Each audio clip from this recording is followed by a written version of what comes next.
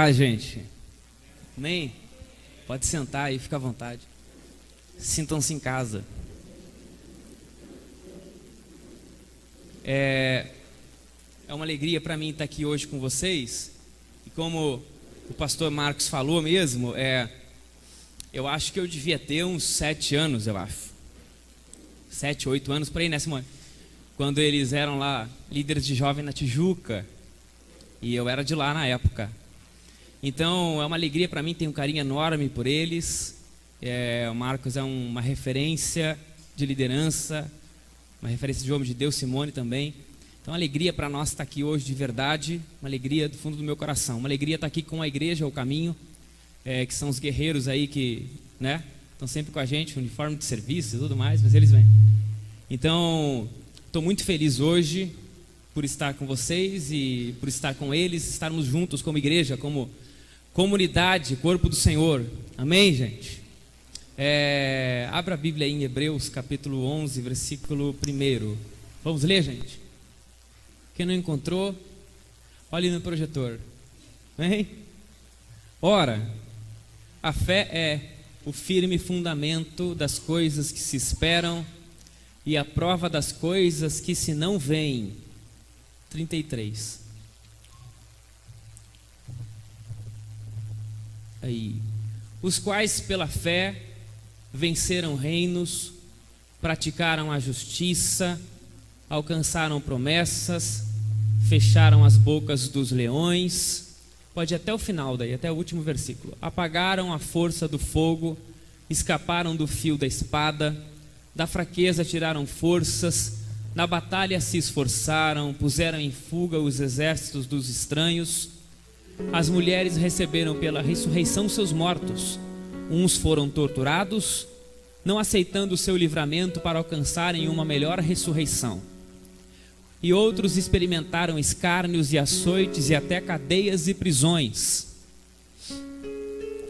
Foram apedrejados, cerrados, tentados, mortos ao fio da espada, andaram vestidos de peles de ovelhas e de cabras, desamparados, aflitos e maltratados, dos quais o mundo não era digno, errantes pelos desertos e montes e pelas covas e cavernas da terra. E todos estes, tendo tido testemunho pela fé, não alcançaram a promessa, provendo Deus alguma coisa melhor a nosso respeito, para que eles sem nós não fossem aperfeiçoados. A gente vai para o 12 daí, 12, 1 e 2.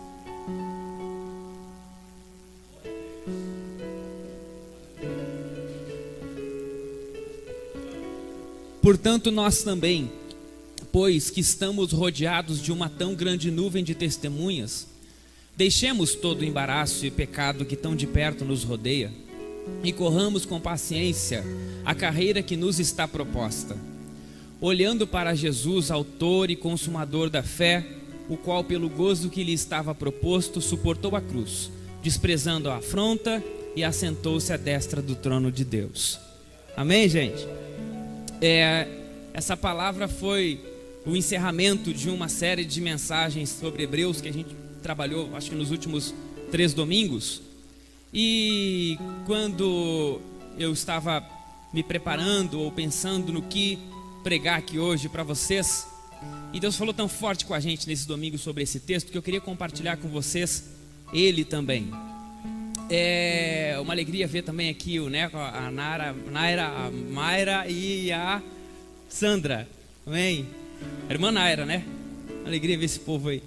Então, gente de Deus,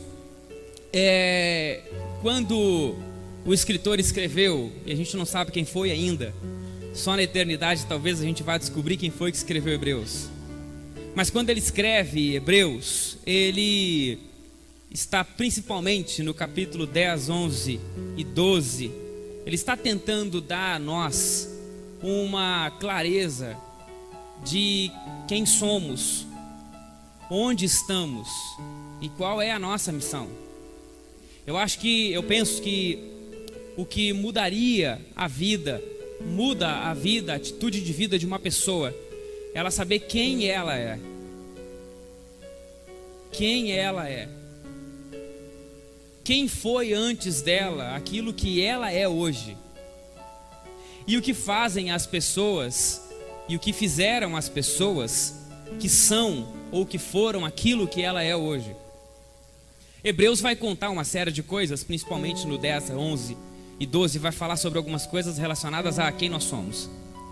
Quando ele chega no 11, ele fala uma galeria, ele fala a fé, no início, como eu li ali no versículo 1, que a fé, ela é o firme fundamento, ela é a estrutura, ela é a base, ela é o que torna sustentável as coisas que nós não enxergamos, as coisas que não existem. Então, quando nós não enxergamos as coisas, por exemplo, uma casa, o que deixa uma casa firme, o que deixa uma casa em pé, o que deixa uma casa forte, é a estrutura da casa. É a estrutura, é a base, é o alicerce da casa que deixa a casa firme, que deixa a casa estruturada. Não importa, gente, o tamanho da casa. Não importa o tamanho da casa que a gente vai ter. Não importa o tamanho da casa que a gente vai construir. O que importa é que ela esteja em cima de uma estrutura firme. Quando eu digo construir alguma coisa, eu não estou falando de casa física somente, mas de família. Eu estou falando de vida, eu estou falando do adolescente, do jovem, do adulto. De ter a sua vida independente do tamanho da casa que ele construa, independente do que as pessoas que estão do lado de fora digam da sua vida. O que importa é que a sua vida esteja firmada numa base inquebrável. Tem pessoas que têm casas não muito bonitas, mas estão sempre ali. Bate vento, bate tempestade, bate como é o nome do furacão? Irma, é isso? Bate o Irma e a casa está ali firme, perde uma telha talvez, mas a estrutura está ali. Tem pessoas que têm casas enormes, lindas, maravilhosas, que os outros passam na frente e invejam, mas é em cima de uma estrutura frágil. Qualquer vento destrói. Então não importa o tamanho da casa que a gente tem, o que importa é onde ela está estruturada. Quando a gente fala de fé, é falar de coisas que não existem com a certeza de que elas são reais. Quando a gente fala de Jesus, a gente se reúne numa igreja aqui e cultua e adora alguém que nós não vimos, nós só podemos fazer isso por fé. E aquilo que nos faz ter a convicção de que essa pessoa é real, ao ponto da gente passar meia hora, 1 hora, 2 horas de joelho dobrado às vezes, ou mesmo no serviço falando com essa pessoa que nós não enxergamos, que nós não vemos. O que faz a gente fazer isso é a certeza de que essa pessoa é real. E só quem pode dar a certeza de que essa pessoa é real é a fé. Então a fé, ela é o firme fundamento, ela é a firme estrutura de uma coisa que não existe, de uma coisa que a gente não vê. É a prova de fatos que ainda não aconteceram. Prova de fatos que não existem. Ela é. E é interessante a gente falar sobre fé, porque é fácil falar de fé. Difícil é quando tu precisa e a única coisa que tu tem para se agarrar é a fé. Fé mais qualquer outra coisa não é fé. A fé só é fé quando está sozinha. Na igreja, o pastor Marcos, a pastora Simone sabem bem disso, talvez vocês alguns saibam também. Quando a gente não tem recurso, quando a gente não tem nada, quando não existe nada, quando não tem condições, fecham-se todas as portas, em qualquer área, e a gente crê que Deus vai fazer alguma coisa, a fé. Quando as coisas estão provavelmente acontecendo, não é fé, é probabilidade. E fé não é probabilidade, fé é certeza de uma coisa que não existe. Então ele fala isso, ele explica isso. Depois disso, ele vai falar, se vocês tiverem paciência para ler, leiam Hebreus 11.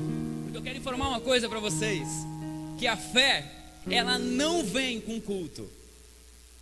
A fé, ela não surge com motivação. A fé não é o personal trainer espiritual que fica assim, vai dar certo, vai lá, vai. Isso não é fé, isso é motivação. Não se ganha fé com isso. Não se ganha fé com isso. Como é que eu adquiro vitamina C para o meu organismo? É comendo algum tipo de fruta, não é? Limão, né? Laranja, fruta ácida, né? Acerola. Quando eu como coisas ácidas, gera em mim vitamina C. Não adianta eu comer carne achando que vou ter vitamina C. Só tem um jeito de adquirir vitamina C. É comendo frutas ácidas ou tomando ela em pílula, não tem outro jeito. Fé só se adquire com a palavra. A fé vem, ela nasce dentro de nós pelo ouvir e ouvir da palavra de Deus. E quando a palavra fala ouvir e ouvir, ela fala ouvir e entender. Então não basta ouvir a palavra, não basta ler a palavra, tem que entender a palavra. Então quando eu leio a palavra, quando eu ouço a palavra e eu entendi a palavra, então gera fé dentro de mim. A única forma de se adquirir fé é ler a palavra, é ouvir a palavra e entender o que ela está dizendo.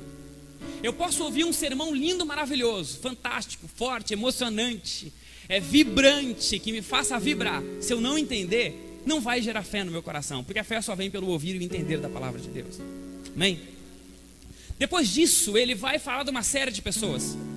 Ele fala de uma série de pessoas, desde os patriarcas, Moisés, Abraão, Isaac, Sansão, Baraque, Jefté. Ele fala de uma série de pessoas que foram pessoas fantásticas, pessoas que andaram com Deus, homens que estenderam a vara no mar e o mar se abriu para o povo de Israel passar. É desse padrão de pessoas que eles falam.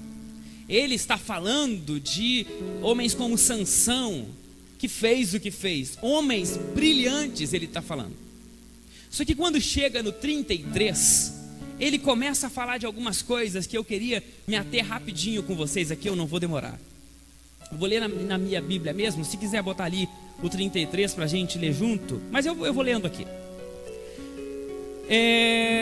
33, pela fé, eles lutaram contra nações inteiras e venceram. Perceba a ênfase, eu preciso que vocês entendam essa palavra hoje. Perceba a ênfase do 33. Os quais pela fé venceram reinos, praticaram a justiça, alcançaram promessas, fecharam as bocas dos leões. 34. Apagaram a força do fogo. Presta atenção nessa frase aqui. Escaparam do fio da espada, da fraqueza tiraram forças, na batalha se esforçaram e puseram em fuga os exércitos estranhos. A fé faz isso. A fé faz. Quando todas as coisas vão dar errado, a fé faz a gente vencer. Porque eu quero dizer uma coisa para vocês. Vitória, e eu escrevi isso hoje postei lá. Vitória é resultado de luta. Não tem como ter vitória sem guerra. Vitória, a palavra vitória, a sensação da vitória,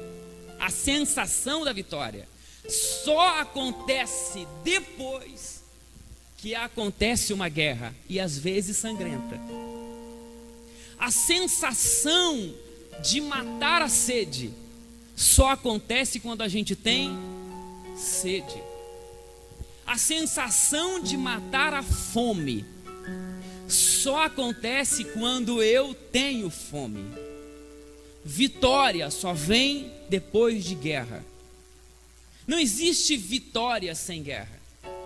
Então, como é bom a gente ler isso, que a fé faz a gente alcançar vitórias. Eu não sei se em algum momento da vida de vocês tiveram que depender única e exclusivamente da fé para viver, da fé para se alimentar, da fé para ter um trabalho, da fé para qualquer outra coisa, da fé para ver um filho sair das drogas, da fé para ver a família restaurada. Eu não sei se vocês já chegaram numa situação de total derrota, de total desgraça e dizer assim, não tem mais solução. E você lembrar do Senhor e dizer, Deus, só Tu pode fazer alguma coisa. Mas quando isso acontece com a gente, e a gente consegue aquilo, o gosto de sentir aquilo, de que Deus fez alguma coisa por nós, é fantástico. É fantástico. Eu contei domingo na igreja que tem um missionário conhecido, que estava pregando um dia numa igreja que eu estava, e ele dizendo que eles estavam passando necessidade em casa, na missão, e a filha dele pediu pasta de dente, porque nem pasta de dente tinha para usar. Então ele foi e ele disse para ela: eu não tenho condições, eu não tenho recurso, ora a Deus e pede o que tu quer, e clama a Ele para que Ele tenha misericórdia e nos dê a pasta de dente que tu quer. E ele escreveu, e ela escreveu num bilhete a pasta de dente, a marca da pasta de dente. Deu 2 dias, 3 dias, encostou um carro na frente, uma caminhonete, desceu algumas compras, e aquela história que a gente da antiga já viu isso acontecer algumas vezes, que o homem estava no mercado fazendo compras, daqui a um pouco uma voz falou com ele: começa a botar num carrinho, pega um carrinho e enche. E ele encheu o carrinho. Quando ele encheu o carrinho, uma voz falou com ele: enche outro carrinho. Ele encheu outro carrinho. Quando a voz falou com ele, encheu 2 ou 3 carrinhos. Quando ele passou na frente ali da pasta de dente, das 2 pastas do setor da pasta de dente, uma voz falou com ele: pega essa pasta de dente, pega 2. Ele botou as 2 na sacola, levou, chegou na casa do irmão, desceu lá. Quando ele chegou, ele disse: ó, Deus mandou trazer, tá aqui. Quando a menina vai pegar uma sacola, quando ela pega a sacola e abre, está ali exatamente a pasta que ela tinha colocado em um papel, 2 pastas de dente. Porque Deus se importa com a gente quando a gente coloca Ele como o último e único recurso para a gente. Eu sempre me perguntei por que na missão acontecia milagre, tantos milagres, e no nosso cotidiano de igreja não acontecia. E Deus falou comigo, logicamente, que lá não tem recurso, lá é só Ele. O problema é que a gente sempre acha um jeito de substituir Deus com alguma outra coisa.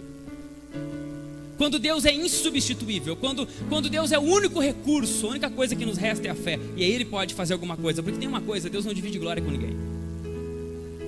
Deus não divide glória com ninguém. Amém, gente? Na minha casa, às vezes, quando eu estava nesse dilema da fé, de entender a fé, 30 anos na igreja, só ouvindo coisas e nunca vendo acontecer na minha vida. Aí um dia a Luísa estava com febre, e a gente dava remédio e fazia alguma coisa, não passava febre nunca, e ela começou a ter ânsia de vômito e uma série de coisas. E eu falei para Deus, assim, com toda a minha honestidade: Deus, eu não quero ser um dondoca que não vou em hospital. Eu não quero que, porque eu entendi a fé, eu agora não vou mais em hospital com a minha filha. Não tem problema, eu não tenho problema com isso. Agora, nessa hora que eu estou entendendo a fé, eu preciso que ela seja curada. Porque como é que eu vou orar por pessoa se tu não cura uma febre da minha filha? É uma coisa minha contigo. Se tu não curar ela, eu vou fazer o quê? Vou pregar o quê? Eu vou orar por ela de novo. E eu preciso que o Senhor cure ela, porque eu preciso saber disso na minha vida. Eu orei por ela de madrugada, e quando eu terminei a oração, ela já estava suada e passou a febre. A gente precisa começar a experimentar aquilo que a gente ouve falar. Só que experimentar a fé com isso é lindo, é maravilhoso, porque é só palavra de vitória. Mas bota o 35.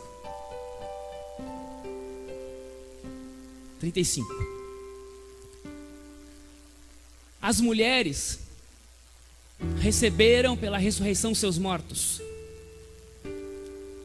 Uns foram torturados, não aceitando o seu livramento para alcançarem uma melhor ressurreição. Livramento seria negar o Senhor. Livramento seria acender uma vela para algum Deus. Eles não quiseram esse livramento, crendo no Senhor. Morreram. 36. Outros experimentaram escárnios e açoites, e até cadeias e prisões. 37. Foram apedrejados, cerrados, tentados, mortos. Lembra que eu falei para vocês? Foram livres, libertos do fio da espada. Aqueles outros, esses foram mortos pela espada. Andaram vestidos de peles de ovelhas e de cabras, desamparados, aflitos e maltratados. 38.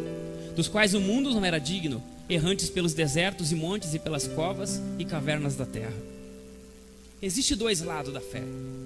A fé nos faz triunfar, a fé nos faz vencer, a fé nos faz prevalecer. Mas a fé faz também a gente ficar firme quando todas as coisas são ruins.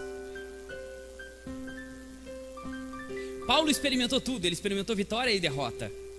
E o crente não vai viver uma vida só de vitória.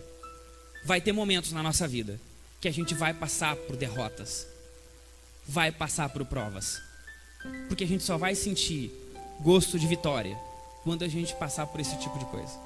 Não existe vitória sem luta, não existe vitória sem guerra. Se Jesus, que é Jesus, morreu na cruz, se Jesus, que é Jesus, sofreu, e ele tinha o poder, Jesus tinha o poder na cruz de mandar todo mundo morrer, e todo mundo morreria, ele não quis. A palavra diz que ele não teve por usurpação ser igual a Deus, antes se entregou a si mesmo e morreu por nós. Amém, gente? 39. E todos esses, tendo tido testemunho pela fé, não alcançaram a promessa. 40. Provendo Deus alguma coisa melhor a nosso respeito, para que eles sem nós não fossem aperfeiçoados. Ele está dizendo, provendo coisa melhor a nosso respeito em relação a Abraão, Moisés, Isaac, Sansão, esses homens. É em relação a esses homens que a palavra está dizendo, vocês, Deus preparou uma coisa melhor para vocês do que para eles. Provendo Deus alguma coisa melhor a nosso respeito, para que eles sem nós não fossem aperfeiçoados. Tem 41 não, ou é o 12? É 12, né? E o 12, para concluir. 12:1. Portanto, nós também, pois que estamos rodeados de uma tão grande nuvem de testemunhas, deixemos todo o embaraço e o pecado que tão de perto nos rodeia e corramos com paciência a carreira que nos está proposta. Quando a palavra fala, nós que estamos rodeados de uma tão grande nuvem de testemunha, eu quero que você me dê atenção, redobre ela agora, que eu concluo com isso. Quando a palavra está dizendo, nós que estamos rodeados de uma tão grande nuvem de testemunha, ele está dizendo que, quando nós vivermos a nossa vida, a nossa carreira, que já nos está proposta, e quando por algum momento da vida, a gente for tentado a parar, tentado a desistir, quando a gente achar que não dá, quando a gente achar que está difícil, quando a gente achar que a luta é muito grande para nós, é para a gente olhar a nossa volta e ter uma grande nuvem de testemunha, dizendo, vai, tu vai conseguir. Quem está do meu lado dizendo para mim, não é alguém como eu que estou aqui, a única coisa às vezes é a canseira do dia a dia, não, são pessoas que foram cerradas ao meio. São pessoas que tiveram que ver os seus filhos sendo mortos à sua frente, para não negar o Senhor. São essas pessoas a grande nuvem de testemunha. São essas pessoas que estão nos rodeando, também nós, que estamos rodeados de uma tão grande nuvem de testemunha. Corramos com paciência a carreira que nos está proposta. Eu não sei qual é a tua carreira. Eu não sei qual a tua carreira. A verdade é que todos nós temos uma carreira, para o bem ou para o mal. Todos nós temos uma carreira, a nossa vida é uma carreira. A nossa vida é uma carreira e a gente tem, cada um tem a sua. A gente escolhe que carreira a gente vai seguir, se a do bem ou a do mal, mas nós temos uma carreira. A pergunta que eu faço para você é, que carreira você vai viver? O que você vai fazer durante a tua existência? Tem pessoas que se propõem a fazer o mal. A Bíblia diz que o diabo veio para matar, roubar e destruir, e Jesus veio para dar vida e vida em abundância. Eu pergunto para você, o diabo está de chifre e tridente na rua, matando, roubando e destruindo? Está ou não? O diabo está na rua fazendo isso com chifre, tridente e capa preta? Está fazendo isso? Não, é ele que assalta, é ele que mata. É ele que está lá com um garfo enfiando nas pessoas, matando, é ele não. Quem é que está fazendo? São pessoas. São pessoas. Então, a dinâmica de ação do diabo é através de pessoas. A dinâmica de ação de Jesus é através de pessoas. O diabo veio para matar, roubar e destruir através de pessoas. Jesus veio para dar vida e vida com abundância através de pessoas. Eu pergunto para você uma coisa, eu pergunto e eu gosto de fazer essa pergunta na igreja, sempre quando tem alguém novo, os outros todos têm que ouvir ela de novo. Como vocês todos aqui não ouviram, então todo mundo vai ouvir. Agora eles já vão ouvir umas 4, 5, 6 vezes. O que Jesus faria aqui na tua vida, na tua casa? Eu queria que você respondesse para dentro de você mesmo, sem responder para mim não. O que Jesus faria lá na tua casa se ele chegasse hoje, depois do culto? E chegasse hoje, é quarta-feira, né? Deve ter aquela carne de panela lá com aipim, deve ter, não deve? Então, se ele chega lá, Jesus chega lá, eu vou hoje sentar na tua mesa, eu vou comer a tua comida. Como é que estão as coisas aí? As contas? Se ele perguntar para mim, eu vou chorar. Como é que estão as coisas? As contas, a família, os filhos? Aí a gente se derrama. Jesus, está assim. Então vamos resolver. Vou passar um mês contigo aqui. O que aconteceria na nossa casa se Jesus ficasse um mês com a gente? Já pensou? Um mês com a gente, sentando com a gente, comendo com a gente, acordando a gente de manhã, vou atrasar para o trabalho. Não sei se você já percebeu, mas às vezes Jesus acorda a gente de manhã, de madrugada. Já aconteceu comigo, assim, Se atrasasse ia perder o emprego, talvez. E aquela voz assim, Felipe, e eu olho o relógio exatamente a hora que eu teria que acordar, mas o relógio estava desligado, não ia despertar. Então Jesus faz isso. Imagina, Jesus acorda fulano, de manhã, um mêsinho contigo. Como é que ficaria a tua família? Se Jesus viesse em alvorada, chegasse na prefeitura e descesse de branco, com as mãos furadas e dissesse, povo de Alvorada, vou passar um ano com vocês. O que será que a nossa cidade viraria? Como é que a nossa cidade ficaria se Jesus ficasse um ano aqui andando pelas ruas? Mas a palavra diz assim, que Deus deu todo o poder a Jesus. Não foi assim? E deu Jesus à igreja, seu corpo, a plenitude daquele que tudo enche em todas as coisas. Minha mão é o que minha? É eu. Minha mão sou eu. O meu corpo sou eu.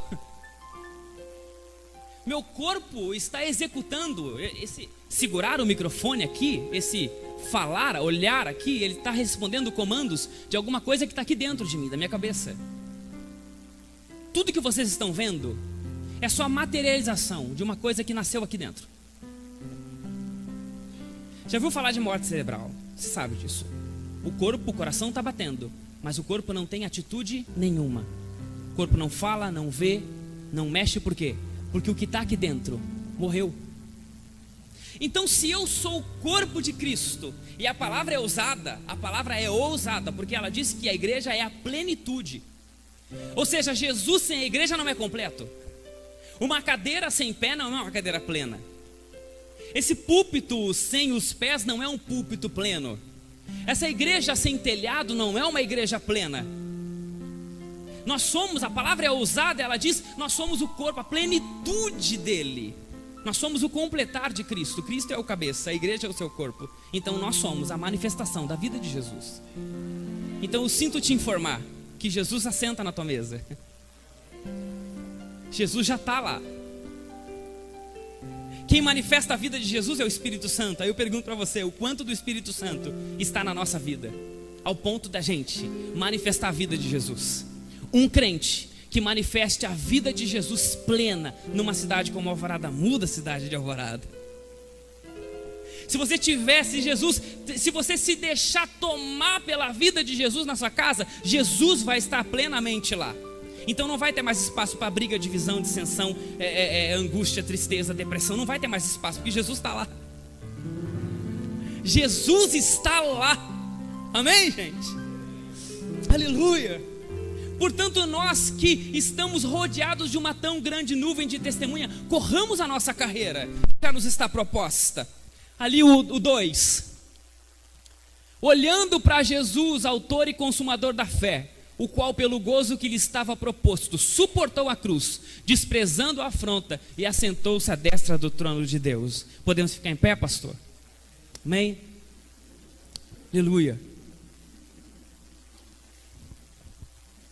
O sentido da nossa existência como igreja, como corpo de Cristo, é manifestar a vida de Jesus. Mas manifestar a vida de Jesus não é fácil, porque o Jesus que triunfou, o Jesus que venceu, também foi o Jesus que morreu. Na nossa vida, a gente vai experimentar de tudo a vida cristã.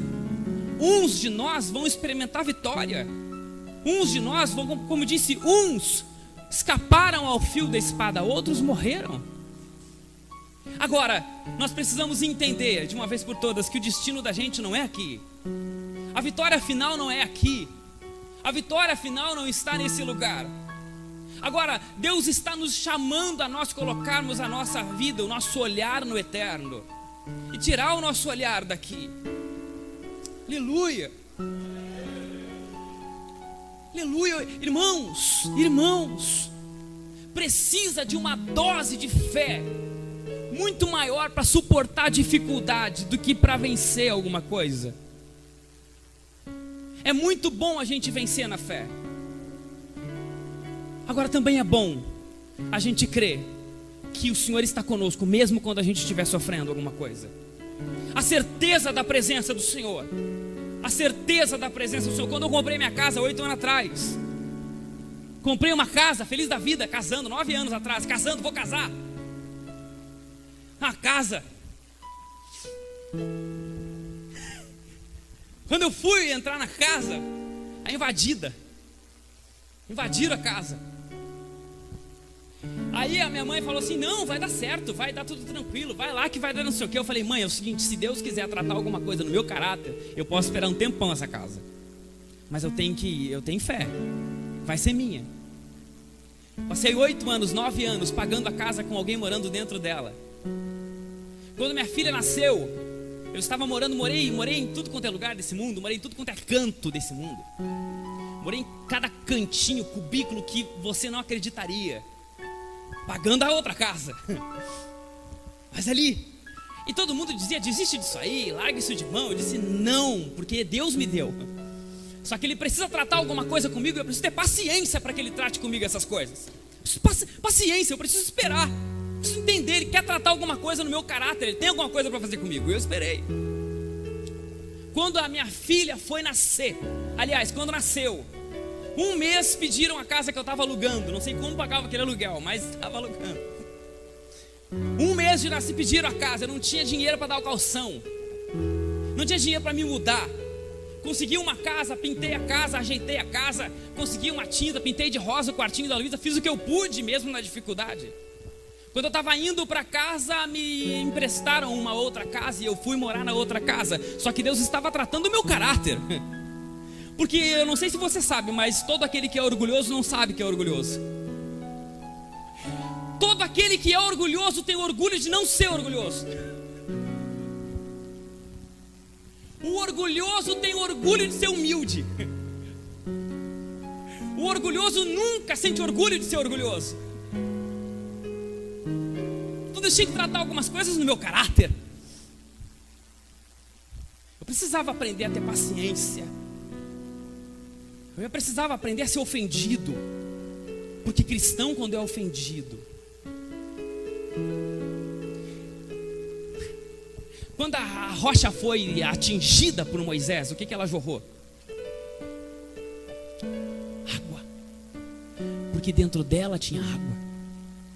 Quando eu falo que Jesus pode viver entre nós, dentro da gente, a gente sabe como, sabe quando a gente sabe que Jesus vive na gente? Quando a gente é ferido. Porque quando a gente é ferido, abrem a gente. E aí a pergunta é: o que sai de dentro de nós? O que sai de dentro de nós? Quem é que se manifesta naquela hora? É Deus ou o diabo? Quem é que sai para fora quando a gente é ofendido? Quando a gente é ferido, quando a gente é machucado, o que sai para fora? Deus ou o diabo? Aleluia! Mas Deus estava trabalhando no meu caráter. É assim que Ele faz. Foram 9 anos esperando, sem contar as outras muitas coisas que a gente passou. Até que o dia, a Luísa depois cresceu, a casa saiu, a gente foi morar na casa. Estamos morando há 1 ano na casa. E Deus seguiu na nossa vida. Agora, a gente precisa entender que provação faz parte. Uns foram livres do fio da espada, outros foram mortos do fio da espada, mas pela fé. Aquele que venceu, venceu, e o que sofreu se manteve firme. Em nome do Senhor Jesus, eu digo para a igreja, eu digo para a nossa igreja: se não dá para ir para frente, para, mas não volta atrás. E agora, ultimamente, eu estou dizendo para alguns assim: se não dá para ir para frente, não recua e nem para, se atira no chão e rasteja, mas não para de progredir. Aleluia, em nome do Senhor Jesus, não para de querer que o Senhor entre na tua vida e viva dentro de ti, de forma plena dentro de ti. Não aceite isso menos do que isso. Não aceite que dentro de ti ainda exista alguma coisa que não seja Jesus. Não deixa quando te ferirem e vir para fora aquele outro eu que não é você.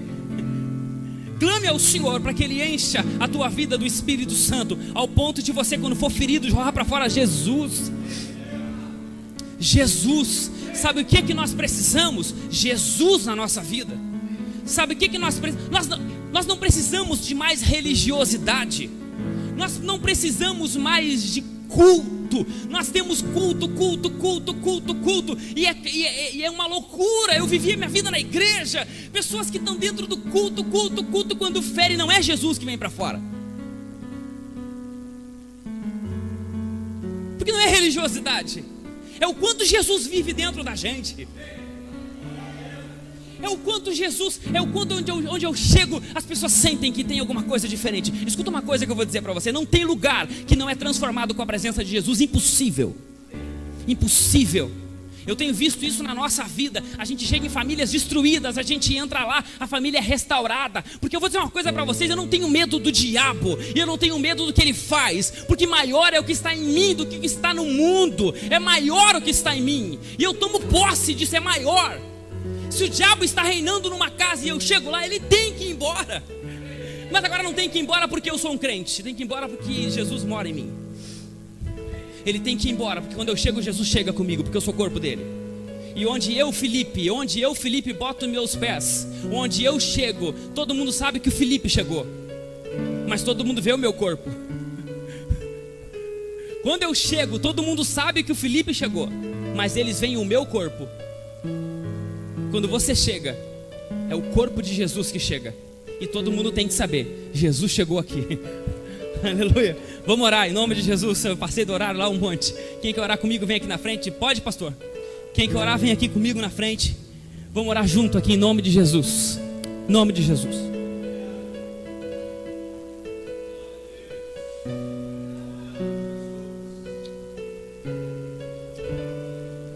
Aleluia.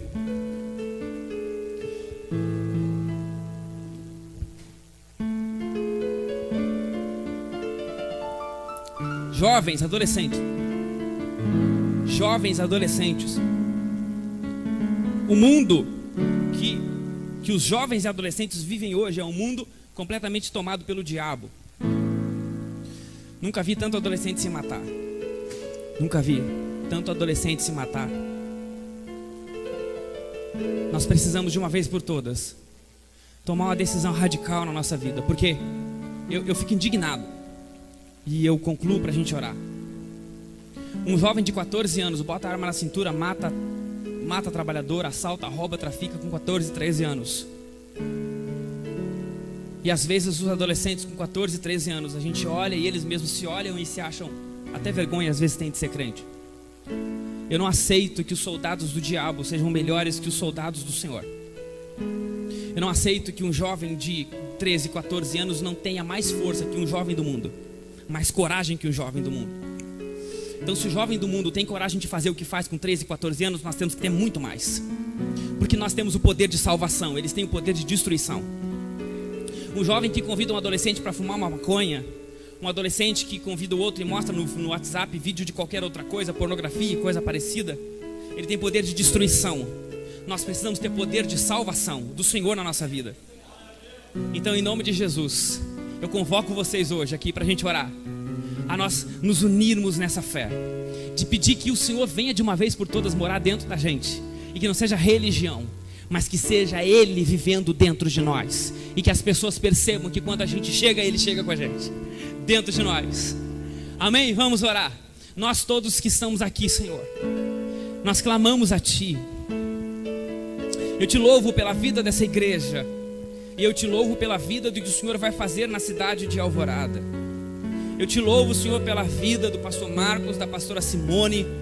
Eu Te louvo, Senhor, porque o Senhor decidiu fazer aqui nessa cidade cumprir-se a Tua palavra, que diz que onde abundou o pecado, superabundou a graça do Senhor. Então nós aguardamos ansiosos a manifestação do Teu reino através de nós. Como disse o louvor, Senhor, venha o Teu reino na nossa vida. Venha a vida de Jesus na nossa vida, para que em vindo a vida do Senhor, o reino do Senhor na nossa vida, seja feito aqui em Alvorada a Tua vontade, como já é feita a Tua vontade no céu. Aleluia. Nós possamos então dizer que nós moramos num pedaço do céu. Aleluia, porque é feita aqui a Tua vontade, como é feito aí no céu. Ó Deus, em